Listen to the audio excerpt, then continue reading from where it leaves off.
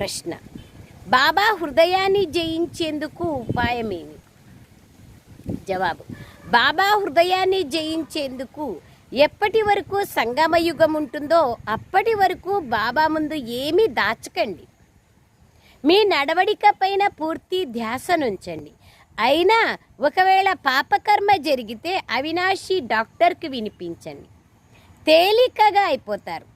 Doctor దగ్గర రోగం చెప్తే నయం అయిపోతుంది కదా, తేలికగా అయిపోతారు. బాబా ఏ శిక్షణనైతే ఇస్తున్నారో ఇదే వారు చూపించే దయ.